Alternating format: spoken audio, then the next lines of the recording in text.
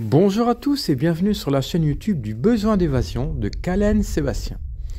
Alors aujourd'hui, je vais vous faire passer une petite séance vidéo de monsieur Philippe Gillet, un personnage qui a vécu plus de 30 ans en Afrique centrale avec les animaux sauvages. Ensuite, il est revenu en France et il a décidé de continuer sa passion à garder chez lui les animaux sauvages et surtout à les adopter.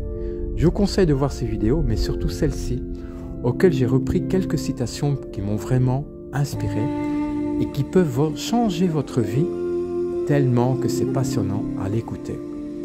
Je vous conseille de vous abonner à sa chaîne, mais aussi à la mienne, d'activer la cloche et surtout de visionner les prochaines vidéos qui vont tourner en boucle sur ma chaîne. À très bientôt, Sébastien.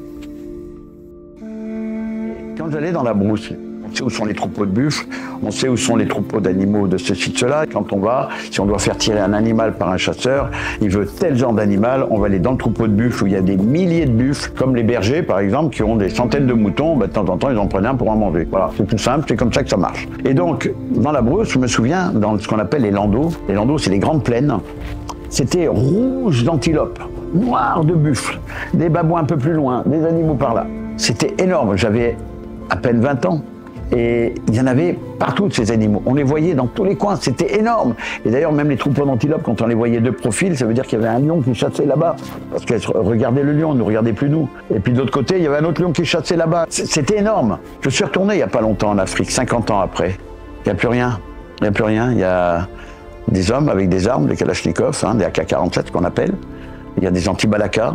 Il y a, si vous vous baladez dans les réserves, les anciennes réserves, si vous rencontrez un babouin, un phacochère et éventuellement une antilope, c'est déjà extraordinaire. Comment, en 50 ans, on a pu détruire autant de nourriture, autant d'animaux, autant de viande, on a pu détruire. Aujourd'hui, on en arrive à une destruction totale sur tout.